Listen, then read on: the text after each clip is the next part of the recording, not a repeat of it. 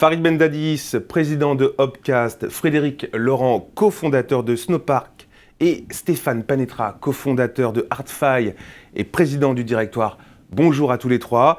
Nous sommes très heureux de présenter avec la tribune ce rendez-vous ayant pour thème la Deep Tech, la solution face aux enjeux sociaux et écologiques.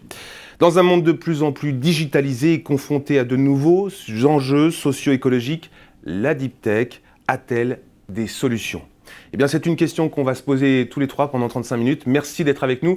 On est avec vous en visio avec Monsieur Bendadis. Vous êtes à Paris, si je ne me trompe. Vous êtes souffrant de la Covid. C'est une pandémie qui nous poursuit et qui a également des impacts. Mais la Deep Tech est là pour répondre, je le crois, à ces problématiques. Et vous en êtes le parfait exemple puisque vous êtes le président de Hopcast. La start-up Hopcast, c'est un système efficace de communication directe entre terminaux mobiles. C'est une révolution. Est-ce que vous pouvez nous expliquer un peu comment ça fonctionne ? Oui, bonjour. Alors, les communications directes, c'est quelque chose, c'est un lien physique qui va être établi directement entre deux terminaux, entre deux téléphones, sans aucun autre équipement. Aujourd'hui, si on fait communiquer deux téléphones l'un avec l'autre, si on s'envoie un message via WhatsApp ou via un SMS, ça passe toujours par un autre équipement, soit le réseau de l'opérateur, soit un access point Wi-Fi, soit autre chose. Dans le cas des communications directes, c'est des communications qui sont directement d'un téléphone à l'autre. Donc, si je comprends bien, vous êtes en train de travailler à ce que ces données qui font le tour de la Terre, quelquefois, eh bien, il y a une sorte de sobriété, c'est bien cela ? C'est exactement cela, c'est exactement cela. En fait, si aujourd'hui j'avais pu être avec vous sur le plateau et qu'on s'était envoyé une vidéo, par exemple, via WhatsApp, cette vidéo, elle aurait traversé l'Atlantique pour aller sur les serveurs de WhatsApp à partir de mon téléphone, puis elle serait redescendue autant de fois qu'il y a de destinataires vers le plateau. Elle aurait parcouru quelque chose comme 30 000 kilomètres pour vous atteindre, alors qu'on aurait été tous les quatre dans la même pièce et qu'on aurait pu juste s'envoyer les fichiers directement l'un à l'autre. Et c'est exactement là où intervient Hopcast. On va favoriser les circuits courts de l'Internet. On va distribuer le contenu de mon téléphone vers ceux de mes destinataires qui sont à côté de moi. Alors, vous êtes en train de nous annoncer la fin du cloud. Et ça, c'est une vraie Alors, révolution. alors, pas complètement, pas la fin du cloud. On continuera à dépendre du cloud, mais beaucoup moins qu'aujourd'hui. Il y a énormément de situations pour lesquelles notre technologie est favorable et où on peut utiliser des communications qui sont très courtes plutôt que de passer toujours par des centres de données qui sont très éloignées. Mais votre façon de voir les choses au sein d'Hopcast, c'est quand même une révolution du marché, puisque aujourd'hui, on le sait bien, les principaux opérateurs du marché, ils se financent grâce à la consommation de data. Et vous allez limiter cette consommation de data. C'est une chance pour des pays émergents comme en Afrique. Et est-ce que vous ne sentez pas qu'il y a quelquefois un frein? Et est-ce que la BPI, dans cette révolution que vous voulez engager, est-ce qu'elle vous accompagne à ouvrir les portes? Oui, la BPI nous accompagne à ouvrir les portes, elle nous aide à faire de la recherche, du développement, elle nous aide à rencontrer des acteurs qui sont importants, notamment des acteurs africains. Vous avez bien fait de mentionner l'Afrique. L'Afrique, c'est un pays où la consommation de l'Internet coûte très cher aux utilisateurs parce que l'accès à la donnée cellulaire peut coûter très cher. Il peut coûter jusqu'à 75 $ le gigabit, par exemple, au Zimbabwe. C'est un prix qui est très, très élevé et qui empêche la civilisation, qui empêche les utilisateurs d'accéder à Internet. Et donc, nous, grâce à notre technologie, nous leur permettrons d'accéder à une partie du contenu de façon totalement gratuite, sans passer par les données cellulaires. Tout à fait intéressant. Avant de revenir vers vous tout à l'heure pour parler vraiment de l'utilisation concrète, que ce soit dans les réseaux sociaux ou le streaming, je vais me permettre de donner la parole à nos invités ici en plateau parce que vous n'êtes pas seul, mais je crois qu'on vous connaît bien. Je crois même que vous avez un investisseur ici, puisqu'il nous a dit en préparant cette émission que vous étiez une start-up d'avenir. On est avec Frédéric Laurent. Frédéric Laurent, vous êtes ingénieur et vous êtes passé par Central Lyon, enfin vraiment, et avec plus de 15 ans d'expérience en gestion de programme. Et donc, c'est vraiment intéressant de vous avoir tous les deux sur le plateau. J'aimerais savoir, Snowpark, comment est-ce que ça fonctionne? Parce que là, on est en train de parler donc de transfert de données en direct, si je comprends bien, sans passer par le cloud. Là, vous êtes en train de sécuriser ces données. Sécuriser l'échange de données. Donc, typiquement, en fait, aujourd'hui, la sécurité du numérique repose sur le paradigme de la confiance. Il faut toujours avoir confiance en quelque chose. Typiquement, si j'essaye de vous envoyer une donnée, on fait une communication sur Internet, on va prendre la donnée, on va s'échanger des clés, on va chiffrer et je vais vous l'envoyer. Résultat, il y a toujours la donnée ici. Et si la clé a été interceptée ou si la couche de chiffrement présente une vulnérabilité quelconque, c'est vraiment une chaîne de confiance, il y a plein d'éléments, il faut faire confiance à l'ensemble de la chaîne. Et si un seul de ces éléments présente une vulnérabilité, eh ben, un attaquant pourra l'exploiter et toute la chaîne de confiance s'écroule un peu comme un château de cartes. Et nous, la différence, c'est qu'on n'envoie pas des données, on envoie du bruit, nous on appelle ça des flocons. On arrivera au Snowpack, la couche de neige, donc. Voilà, donc typiquement, on a je vais vous envoyer quelque chose, une donnée. Je vais avoir la donnée, je vais générer un bruit. Un bruit, n'importe quoi. Enfin, c'est du random complet. Je vais passer la donnée à travers ce bruit, je vais obtenir un deuxième bruit. Donc c'est ces deux flocons que je vais vous envoyer de façon anonyme sur des circuits bâtis anonymes, de façon anonyme. Donc tout ce qui sera entre nous deux, nos serveurs, parce que nous avons un réseau overlay, mais quiconque qui sera entre les serveurs, qu'est-ce qu'ils vont passer ces flocons. Donc ces bruits anonymes, ils ne savent pas d'où ça vient, ils ne savent pas où ça va, et indépendamment de la capacité de calcul, ils ne pourront jamais retrouver la donnée parce qu'il faut retrouver l'autre flocon qui se balade ailleurs sur le Snowpack. Et donc voilà, ça nous donne des propriétés assez disruptives et innovantes en termes de sécurité parce que, contrairement à la notion de confiance, il faut en fait là... Il n'y a même plus besoin d'avoir confiance en Snowpack, il faut globalement brute forcer le réseau dans son intégralité, ce qui, même pour des États, devient quand même un peu compliqué. On va parler des États, puisque vous vous intéressez même des secteurs qui sont très, très secrets, puisque voilà, bon, mais donc nous n'en parlerons pas, mais vous imaginez devant votre écran que voilà, cette sécurisation des données, puisque vous les rendez invisibles, sécurisées, anonymisées, et elles deviennent en pratique j'entends, et on va en parler, inviolable. Est-ce que les pirates ne vous ont pas déjà, vous le disiez en préparant cette interview, c'est la rançon du succès. Si ça marche, c'est on va intéresser les hackers, peut-être venus de Russie, je ne sais pas. Alors deux choses déjà en pratique et même en théorie. Donc on aura une publication prochainement qui va justement permettre de montrer comment on fait cette sécurité et la mesurer. Ça, c'est vraiment une différence par rapport à toute la sécurité du numérique aujourd'hui, c'est qu'en fait, si nous faisons un échange, nous allons pouvoir mesurer quelle est la capacité de calcul nécessaire pour un attaquant pour pouvoir casser notre communication. Et donc, très vite, on montre que cette capacité de calcul n'est pas faisable. Voilà, donc c'est vraiment, voilà, c'est plus que la pratique, c'est la théorie. Et après, oui, effectivement, paradoxalement,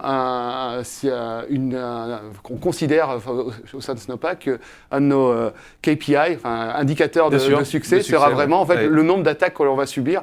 Et donc, il faut qu'on devienne un peu parano pour justement mesurer toutes ces attaques et montrer, plus on a d'attaques, plus les gens considèrent que ce qui passe sur Snowpack est important et donc plus ça veut dire qu'on a réussi par ailleurs.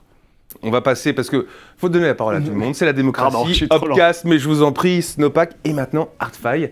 Il y a quand même je dirais une plus grande expérience. 2010, une création à Saclay.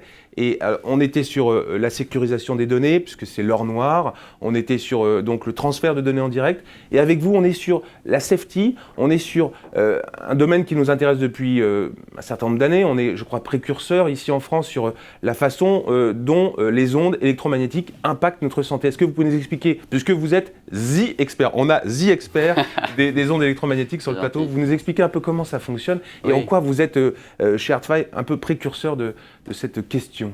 Si vous voulez, effectivement, on avait anticipé à l'époque où j'étais encore chez Sagem Mobile à développer des antennes pour eux dans le cadre du développement des téléphones mobiles au début des années 2000 sur une problématique de la mesure des ondes pour à la fois avoir de la performance et à la fois aussi assurer la protection des consommateurs et au niveau de l'impact santé des ondes. Et donc finalement, on s'est rendu compte que les outils de mesure, de caractérisation et le processus de certification était tout à fait limité à une mesure faite sur un appareil avant les lancements en production de masse. Et ça prenait beaucoup de temps. Et ça prend un temps fou, ça coûte très très cher. Donc la petite valeur de DAS, qu'on appelle le débit d'absorption spécifique, qui caractérise l'exposition humaine aux ondes issues des smartphones et objets connectés, est en fait issue d'une valeur d'un téléphone mesuré en laboratoire en amont du lancement de la production de masse. Ce qui est tout à fait insuffisant. Et ce qui est tout à fait pas adapté pour permettre aux industriels de s'assurer de ne pas être contrôlés positifs sur le marché. Et donc, tout à fait insuffisant pour permettre aux consommateurs d'être certains qu'ils ne sont pas surexposés. Et donc, comme il faut beaucoup d'humilité dans ce domaine-là, on essaye de rendre visible ce qui ne l'est pas, c'est-à-dire les ondes, en les mesurant en 3 dimensions, en temps réel, mais surtout sur chaque téléphone produit. Extraordinaire, et surtout ça nous amène surtout à prendre conscience qu'il faut, puisque en préparant cet entretien, 10% des appareils qui sont sur le marché ne respectent pas les normes. Alors je dirais que ça peut même être pire, c'est-à-dire qu'en fait ce qu'on voit aujourd'hui sur le site du régulateur français qui contrôle le marché, c'est sur les dernières années un peu plus de 10% des mobiles qui ont été testés au-dessus des seuils réglementaires. Sachant qu'ils testent que quelques mobiles, on peut s'apercevoir que s'ils testaient plus, le pourcentage pourrait être encore plus élevé. Donc c'était quand même assez inquiétant. Mais finalement, la question qui est en lien avec ça, c'est comment nous en sommes arrivés là. Et c'est une limitation technologique qui est à l'origine de ce blocage sur ce marché, en lien avec une technologie tout à fait limitée pour mesurer les ondes jusqu'à présent. Ça m'amène à poser la question, puisqu'on arrive à l'aube de la 5G+, Oui. Vous êtes là aussi, il y a ce double aspect, puisque les opérateurs sont intéressés de savoir comment est-ce que ça fonctionne. Enfin, est-ce que leur système, leur cadrage, et en tous les cas leur maillage territorial est efficace. Et donc là, vous intervenez aussi sur cet aspect-là. Exactement, et il faut être en mesure de pouvoir équilibrer le bon fonctionnement et la protection santé. Sans tester, c'est pas possible de faire cet équilibrage. Donc nous, ce qu'on propose, c'est vraiment de tester. Finalement, le téléphone mobile est lui aussi porteur d'une capacité à couvrir le réseau. S'il n'est pas assez performant, c'est un problème. S'il émet toutes les ondes vers le corps humain, c'est un problème. Il faut créer de l'efficacité. C'est une forme de sobriété aussi, d'émission vers le réseau et pas vers le corps humain. Et ça, maintenant, c'est mesurable grâce à notre technologie. Et vous avez en plus de ça, dans votre travail, un souci de la RSE et surtout de la sobriété numérique. Est-ce que vous pouvez nous en dire quelques mots ? Oui, parce qu'en fait, on ne se satisfaisait pas que cette mesure du DAS ne se fasse qu'en amont de toute cette production de masse. Et donc on voulait rendre aux consommateurs cette transparence. Et on s'aperçoit qu'il y a un certain nombre d'acteurs, parmi les opérateurs en particulier, qui soutiennent de plus en plus cette démarche de transparence vis-à-vis du consommateur. Ils examinent maintenant ce qu'ils achètent et ils réalisent que, quelque part, la valeur qu'on leur donne n'est pas celle de leur téléphone. Et donc, on crée un label qui va permettre de garantir que le téléphone qui est dans cette boîte a été effectivement bien testé et on commence par la filière du reconditionné. Parce que cette filière-là est tout à fait intéressante, se structure aujourd'hui avec des mobiles d'occasion qui arrivent dans des états pas possibles. Ils démontent tout, elle est extraordinaire cette filière-là, ils démontent tout, ils remontent tout pour ensuite remettre sur le marché et il faut tester pour s'assurer de la compliance, de la conformité au niveau de l'impact santé safety. On va revenir sur ce label que vous lancez, là c'est votre actualité chez Hard-Fi. Mais je voudrais revenir et dans quelques minutes je vais vous donner la parole sur l'export parce que voilà, aujourd'hui on en parle quand même. Le deep tech c'est vraiment un levier de croissance pour notre économie et c'est surtout à l'export vraiment un atout. Mais je vais vous redonner la parole juste avant vous, Monsieur Bendadis, parce que vous n'êtes pas sorti d'affaire, même si vous êtes atteint du Covid. Je vais vous reposer la question à savoir comment s'est fait cet accompagnement avec la BPI et comment vous avez été tout au long c'est toujours un peu, et c'est avec vous, je vais voir cette première question, parce qu'il y a le triptyque toujours avec la BPI, financement, réseau et également structuration. Vous êtes une jeune start-up, vous avez 2 ans, enfin même pas 1 an, vous allez fêter votre anniversaire. Ouais, on a fêté notre anniversaire il y a 2 semaines. Bien, est-ce que vous pouvez avec nous partager cet accompagnement qui a été fait auprès de la BPI et comment, parce que c'est pas déjà la rançon du succès d'être suivi par la BPI? Est-ce que vous n'avez pas sabré le champagne? La BPI s'intéresse à nous. Ah oui, bah, pour le coup, c'est toujours intéressant parce que derrière, c'est quand même une marque qui est reconnue. Je veux dire, si on fait de la deep tech et on n'est pas soutenu par BPI France, je pense que il y a un petit problème. Il y a un petit problème quelque part et en tout cas, si on le sent pas, les investisseurs et les prospects se poseront la question. C'est clairement. Alors après, le succès, c'est autre chose. Hein. Oui. Il y a beaucoup d'étapes. Bien sûr. Donc nous déjà avoir fêté notre premier anniversaire, oui, on était contents, mais voilà, on espère aller beaucoup plus loin. Le succès, on mesurera ça dans quelques années. Mais par rapport au soutien de BPI France, oui, non, nous, même si notre principe peut paraître assez simple, sur le papier, avec quelques slides d'animation, on peut comprendre comment on fait les choses.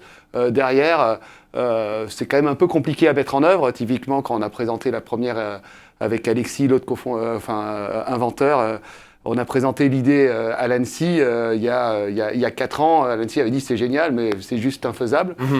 Donc après, voilà, pour tout montrer que c'est non seulement faisable, mais que ça marche et que c'est opérationnel, il y a tout un travail en termes de R&D. Et honnêtement, l'accompagnement BPI, déjà sur la première année, nous avons bénéficié de la bourse French Tech Émergence Deep Tech, donc ça nous a quand même bien aidé pour, nous sortions des labos du CEA, donc la techno était là, mais entre la techno et un produit, il y a quand même un gap.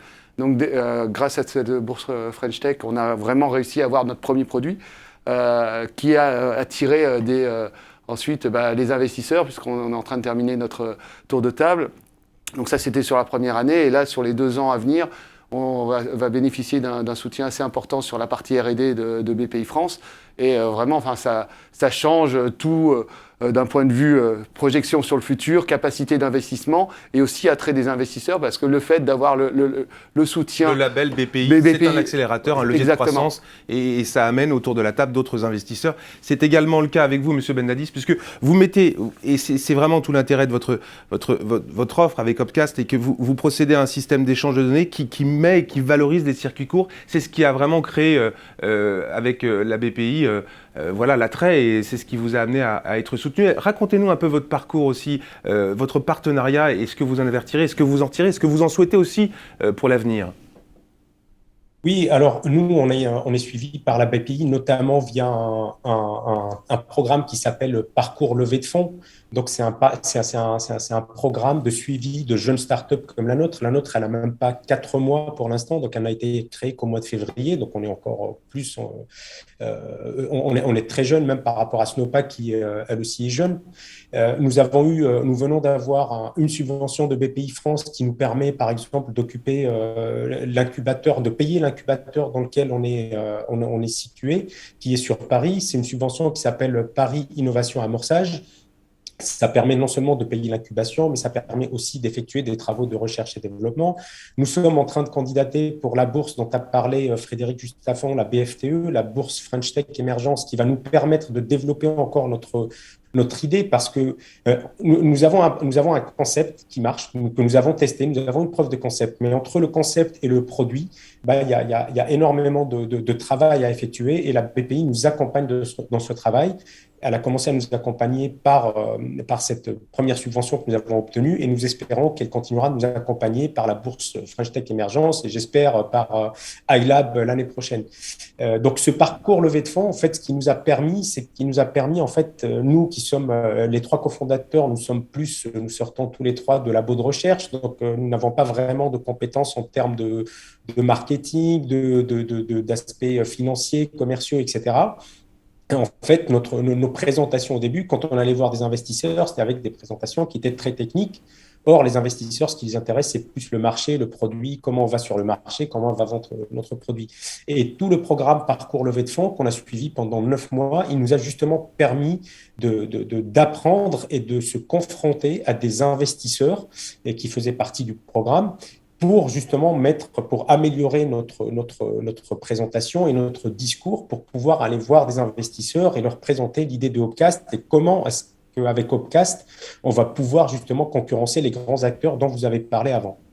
Opcast, Snowpack, vous êtes des exemples types de l'investissement que la BPI et l'accompagnement peut se faire sur la structuration et le financement. Et puis on a également le réseau. Et ça, c'est à vous que je vais poser cette question, parce que c'est quand même assez agréable d'être en réseau avec d'autres entreprises de la Deep Tech, de pouvoir partager un retour d'expérience. Est-ce que vous pouvez nous parler de cette aventure-là, humaine aussi? Oui, aventure humaine, en fait, déjà avec les chargés d'affaires innovation qui nous ont accompagnés au tout début lorsqu'on était sur la technologie, et plus récemment avec cette initiative Les Deep Tech, de BPI France, on voit une communauté se créer, des interventions d'entrepreneurs qui partagent leur expérience avec d'autres entrepreneurs. Et ça crée évidemment beaucoup de richesses. J'avais donc d'ailleurs fait une intervention sur le sujet réglementaire et normatif dans mon cas, et ça avait beaucoup intéressé les sociétés qui étaient confrontées aussi à ce genre de difficultés-là, pour le go-to-market. Merci. En tous les cas, je trouve ça intéressant pour vous qui nous suivez de comprendre un peu en quoi la BPI peut vous aider et être un accélérateur dans votre activité. La Deep Tech, puisque c'est l'objet de notre rencontre, est un outil, est un vecteur pour améliorer voilà, la situation qu'on rencontre actuellement, que ce soit sociale, mais aussi environnementale. Ça m'amène à revenir sur cette actualité, ce label que vous venez de créer. En quoi est-ce que c'est important, puisque on va parler de l'export, puisque vous travaillez énormément sur l'export, mais ici sur le marché français, ce label, ça vous amène à permettre la réutilisation, le réemploi de vieux appareils, c'est bien ça? C'est ça, en fait on s'aperçoit que la filière du reconditionné des smartphones est une filière en fait, qui se structure et qui se développe très fortement. On voit que les opérateurs français ont des objectifs chiffrés de plus de 10 à 15% de leur parc dans les toutes prochaines années au niveau du reconditionné. Et la France se structure industriellement sur cet aspect-là. Donc il y a les plateformes que l'on connaît, Back2 et d'autres acteurs, mais il y a aussi les industriels qui fabriquent et qui reconditionnent. Et c'est à cela que je m'adresse en priorité, je dirais, c'est-à-dire dans leur chaîne de production, leur permettre d'avoir finalement le test qui leur permet de garantir le téléphone mobile conformément aux exigences safety, mais aussi que le téléphone, son antenne a été bien connectée et va bien fonctionner sur le réseau. Et donc il y a un gabarit à respecter par rapport à ça, des exigences qualité, des compétences à acquérir, comme un dispositif ISO. Et donc on a créé ça et on a audité, et dans pas longtemps on va également demander à des tiers indépendants d'auditer, des grands laboratoires comme on a en tête Bureau Veritas, UL, TÜV, ce genre de personnes-là qui vont intervenir aussi. Le réemploi, avec vous on est là aussi sur un domaine dont on n'a peut-être pas conscience, parce que la data, il faut les conserver dans des clouds, et puis souvent quand on n'a pas confiance, eh bien on conserve ces data, puisque c'est l'or noir de ce millénaire, et grâce à vous, eh bien on n'a plus besoin de faire confiance. Enfin, bien sûr qu'il y a toujours cette chaîne de confiance qui est essentielle, mais en sécurisant les données, on a peut-être la possibilité aussi de moins produire de la data et peut-être de limiter cette production et donc d'avoir un impact sur... Puisque de conserver tous ces mails, on le sait, ça coûte. Ça a un impact sur notre environnement. Est-ce que je me trompe là? Oui, non. Alors, pour le coup, nous ne sommes pas forcément les plus vertueux aujourd'hui sur la partie... Mais c'est un domaine sur lequel... Oui, mais par contre, c'est un vrai domaine sur lequel on travaille, ne serait-ce que... Alors c'est vrai que si on analyse Snowpack aujourd'hui, pour un byte, on en emmène deux, génère au moins deux, donc c'est là où on n'est pas très, très bon. Par contre, de l'autre côté, il faut voir qu'il y a toute la surveillance, que ça soit étatique, mais aussi des GAFAM. Bien sûr. Derrière, il y a, typiquement, si vous allez sur un site internet, derrière, allez sur un site de médias, vous allez voir... Ça génère... énormément de données. Il y a des enchères en temps réel sur l'espace publicitaire qui vous sera alloué. Tout ça consomme énormément. Nous permettons de rendre vraiment difficile le traçage de données. Et en fait, l'idée, c'est notre contribution. Aujourd'hui, on espère aller plus loin dans le futur en minimisant l'impact de notre technologie, mais déjà d'un point de vue social, on va diminuer la capacité à analyser les données et donc tout le travail d'analyse de données, que ce soit au niveau privé, mais au niveau public. Regardez les data centers que peuvent avoir la NSA, c'est des choses monstrueuses. Qui forcément ont un impact écologique non négligeable. Nous essayons de lutter contre ça par la techno. Et nous avons une marge aussi au niveau d'amélioration, mais vous débutez, vous n'avez pas un an, mais on comprend que c'est une question essentielle sur laquelle vous travaillez, et au même titre que M. Bendadis, parce que là on est vraiment au cœur du sujet, puisque on le sait bien, près de 60-70% des échanges sur Internet ce sont des vidéos, et grâce à vous, on travaille sur les réseaux sociaux, et on n'aura plus besoin de passer par des clouds, et ça se fera, les échanges se feront directement, les utilisateurs seront affranchis du coût des données en plus de ça, donc il y a un aspect économique et écologique. Est-ce que c'était là aussi votre volonté de départ quand vous avez souhaité vous engager à travers Upcast dans cette aventure? Oui, tout à fait. En fait, nous avions plusieurs idées en tête. C'était de permettre à un plus grand nombre de personnes dans le monde, parce que nous ne limitons pas à ce qui se passe en Europe de l'Ouest essentiellement, où on n'a aucun problème, je dirais, pour accéder à Internet. Mais il y a plein de régions dans le monde où l'accès à Internet est très compliqué. Et il y a cette surutilisation de l'Internet qui consomme énormément d'énergie que nous voulons réduire. Mais il y a aussi un aspect vie privée que nous allons favoriser via notre technologie, parce que finalement, lorsque je veux échanger une vidéo avec un ami et que cette vidéo est transmise directement de mon téléphone au sien, c'est toute une chaîne d'équipements à travers lesquels ma vidéo ne va pas transiter. Et donc, du coup, ça va renforcer l'intimité numérique des utilisateurs. Donc, en fait, c'est vraiment la vidéo, elle va aller de mon téléphone à celui de mon destinataire. Elle ne passera par aucun autre équipement. Donc, en fait, on réduit énormément en fait, de risques de se faire pirater les données, par exemple. Et il y a un autre aspect que nous pouvons voir, c'est que le fait de ne pas passer par des centres de données qui sont centralisés, ça va réduire le coût de fonctionnement en fait, de ces distributeurs de contenu. WhatsApp, s'ils utilisent notre technologie, par exemple, pour envoyer une vidéo de moi à quelqu'un qui est à côté de moi, bah, c'est de l'énergie en moins sur leur serveur qui est sollicité. Donc, même les fournisseurs de contenu vont faire des économies grâce à Upcast. Parce que votre offre s'adresse aussi particulièrement aux distributeurs de contenu sur Internet, c'est évident. Elle s'adresse essentiellement aux distributeurs de contenu, oui. Mais vous allez responsabiliser chaque utilisateur, et ça aussi c'est assez intéressant. Il y a une autre, la donnée devient, on arrive au métaverse quasiment, la donnée devient la propriété de chaque utilisateur et il y a une conscience qui peut être faite comme le fait de retrier ses déchets, c'est ce que vous indiquez là. C'est exactement cela, c'est exactement cela. Ce que nous voulons, c'est faire prendre conscience aux utilisateurs qui peuvent avoir un impact sur la consommation énergétique de leur utilisation de l'Internet.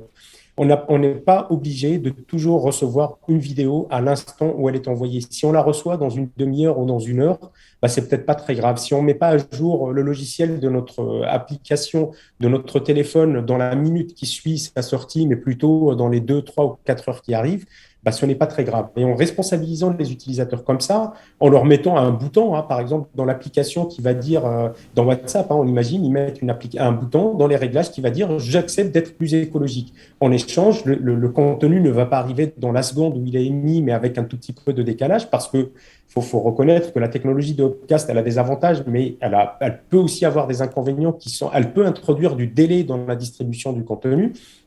Et ben, si les utilisateurs acceptent de recevoir le contenu avec un petit décalage, qui peut aller de quelques minutes à plusieurs heures, plusieurs jours, et ben, en fait, ils peuvent contribuer à rendre la consommation d'Internet plus écologique. Très intéressant, écologie, économique et également sécurité. Là, on est vraiment sur l'intérêt qui nous réunit, je crois, ici tous les trois.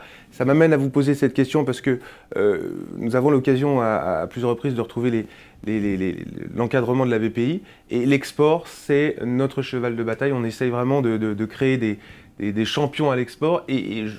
Sans m'avancer, il me semble que vous en êtes devenu un, puisque vous créez des scanners, si je comprends bien, qui sont envoyés dans le monde entier, c'est bien ça? On a vendu, 95% de notre chiffre d'affaires est à l'export. Et on a vendu à peu près 150 scanners dans le monde, sachant qu'une machine est équipée entre 1 et 3 scanners, en fonction des configurations de nos clients. Effectivement, donc Corée du Sud, Taïwan, Japon, Chine, États-Unis, un peu en Europe. Et plus récemment, donc, il y a un pourcentage du chiffre d'affaires en France qui va réaugmenter grâce à cette fameuse filière du reconditionné qu'on initie avec notre partenaire Itensia. Et donc, outre le fait d'exporter, vous avez aussi une volonté, puisque c'est là aussi ce que vous m'indiquiez sur la santé publique, vous quantifiez l'échauffement des tissus. Est-ce que vous pouvez nous expliquer vraiment, ça m'a semblé tellement incroyable, cette DAS? Alors, le débit d'absorption spécifique, en fait, est une grandeur qui indirectement est associée à des seuils d'exposition maximum à ne pas dépasser, qui sont issus d'une analyse biologique faite et scientifique faite sur l'échauffement des tissus. Mais nous ne mesurons que le champ électrique. C'est une conséquence, l'échauffement des tissus. Oui, mais cette conséquence, elle a un impact sur la santé quand même. Ah oui, mais justement, cette conséquence impact santé se mesure à travers un champ électrique qui ensuite, on déduit combien de l'élévation de la température ça correspond. En fait, finalement, à la fin, c'est une dose reçue dans le corps humain que l'on mesure en watts par kilo. Il ne faut pas dépasser ces seuils, car il n'y a plus de garantie de non-impact lorsqu'on ne garantit pas ces seuils. Et c'est ça le trou dans la raquette aujourd'hui, c'est qu'on ne mesure pas tous les téléphones. Mais vous êtes le thermomètre qui permet... En quelque sorte, oui. Enfin, excusez-moi, docteur, mais, il est essentiel aujourd'hui, c'est une nouvelle technologie, elle se développe de plus en plus. On est chacun... On ne se passe plus de notre téléphone, on a en fait... On dort avec, Voilà. Toutes les initiatives que l'on voit avec les deux entreprises aujourd'hui qui sont ici avec nous montrent bien qu'il y a une démarche de précaution, d'humilité, d'aller dans la bonne direction. Eh bien, nous, notre contribution, c'est au niveau des ondes et de l'exposition humaine qu'on l'apporte. Ça m'amène à vous poser cette dernière question sur votre travail, quand même, chez Artfile. Ces normes, est-ce qu'elles ne sont pas amenées soit un peu à limiter ou à restreindre le marché, ou est-ce qu'au contraire, ça va l'aider à vivre? Ça m'inquiète toujours de voir des normes de plus en plus importantes. Est-ce que là, ce n'est pas un frein au développement de ce digital qui est quand même, là aussi, notre domaine d'action, le deep tech? Exactement. Eh bien, en fait, dans notre cas, à nous, c'est exactement l'inverse. C'est exactement l'inverse parce qu'on était sur des normes dans notre domaine qui étaient exclusives technologiquement. C'est-à-dire qu'elles décrivaient une façon de mesurer les ondes et toutes les autres façons de faire, plus innovantes et plus performantes, étaient rejetées. Oui. Ça, en termes d'approche libérale, on est à l'opposé de ce qu'il faut faire. C'est-à-dire qu'en fait, on crée un monopole en faisant ça. C'est ce qui s'est passé. Ce monopole a été mis en place sur ce marché et a structuré ce marché qui n'avait d'autre choix que d'acheter ce genre de machines, limitées technologiquement, pour adresser le sujet. Donc nous, ce qu'on a dû faire avec notre rupture technologique, c'est de créer une nouvelle norme internationale. Donc on a créé une nouvelle norme internationale, et cette nouvelle norme internationale, on n'a pas reproduit le même schéma, on a une approche beaucoup plus ouverte, qui consiste à dire, si les performances sont au rendez-vous, les technologies, avec leurs différentes approches, sont acceptées. Et donc, notre technologie est désormais reconnue par ces normes et le monopole est en train de chavirer. Merci beaucoup. Ça m'amène un outil d'export, enfin un levier, ça va être extraordinaire. Je crois, enfin bon, je vais investir. Bon, passons. J'ai une autre question, mais je sais que vous ne vouliez pas en parler, mais c'est comme ça. Je suis quelqu'un d'indiscret. Ça ne peut qu'intéresser les services de renseignement. C'est évident. Enfin, je veux dire, vous êtes soutenu par des grands groupes. Est-ce que vous pouvez nous en dire un peu plus sur cette voilà disons qu'on fait quand on dit nous on fait un réseau d'invisibilité, derrière il y a l'anonymat et la sécurité. Tout à l'heure quand j'ai présenté, j'ai surtout parlé de la sécurité, mais il y a tout ce qui est anonymat. Donc oui, on peut imaginer que pour certains gouvernements ou certaines agences gouvernementales, notamment en France, ça peut être assez intéressant. Pourquoi ? Parce que, mais sans même aller jusqu'à l'État, hein, ne serait-ce que sur aujourd'hui, il y a quand même... c'est pas forcément facile en tant que citoyen de se rendre compte de ça. On le découvre, même moi, je le découvre, mais il y a beaucoup de luttes, d'influence, de contre-influence, sans aller jusqu'à l'espionnage, mais ne serait-ce que tout ce qui est attaque cyber. Il y a un continuum globalement entre certains groupes de hackers et des États, et qui vont mener des campagnes d'influence, typiquement par exemple lors d'élections, vont créer des malwares qui vont perturber peut-être vos données, il faut faire avec un cryptolocker qui va impacter certaines PME et qui vont même des fois les bloquer complètement pendant des mois, mais c'est aussi pour attaquer des grosses structures, voire des États. Et donc il y a ce continuum et il y a besoin, que ce soit au niveau étatique, mais même au niveau privé, de pouvoir surveiller ces groupes, les infiltrer pour pouvoir se protéger et anticiper les menaces. Et typiquement, nous avons été retenus sans membre d'un consortium du grand défi cyber, emmené par Thales, avec un certain nombre d'acteurs de l'écosystème CTI, où nous allons, nous, en tant que Snowpack, apporter les outils pour infiltrer ces réseaux de hackers en amont et tout en gardant l'anonymat au plus haut niveau des analystes qui vont ensuite non seulement infiltrer mais analyser les données et de trouver des contre-mesures ou des mécanismes pour sécuriser ensuite tous nos devices, que ce soit du téléphone jusqu'au serveur. En anticipation de ces menaces. Parce que la cybersécurité, c'est l'enjeu de ce siècle, on est bien d'accord. Aujourd'hui, on est quand même de plus en plus dépendant. On voit, sans parler de l'Ukraine et de la Russie, ne serait-ce qu'en Estonie, en 2008, où l'Estonie est assez en avance en termes de numérisation de la société. C'est-à-dire, c'est un pays qui s'est retrouvé bloqué plusieurs jours à cause d'attaques russes. Aujourd'hui, on peut paralyser... On l'a vu quand il y a eu la Covid, il y a eu des hôpitaux qui sont tombés. C'est un enjeu majeur parce que derrière, il y a des motifs purement criminels et crapuleux, monétaires, et donc financiers, mais il y en a d'autres où c'est étatique, où c'est faire tomber un État. Donc je pense que ça va pas diminuer dans le futur, voire ça va se renforcer parce qu'on est de plus en plus dépendant de ces technologies. Et nous, en tant qu'Européens, Français et Européens, on l'est encore plus puisque aujourd'hui, on est quand même relativement dépendant à l'ouest des États-Unis et à l'est de la Chine. Mais vous n'en direz pas plus, parce que c'est un sujet extrêmement délicat. Mais en tous les cas, on a bien compris que vous étiez l'un des nouveaux chevaliers blancs. Et grâce à vous, on va pouvoir protéger notre nation. Merci à tous les trois de nous avoir accompagnés. Merci à vous de nous avoir suivis. Nous sommes très heureux de vous avoir présenté avec la Tribune sur Rendez-vous la Deep Tech, la solution face aux enjeux sociaux, écologiques. À très bientôt.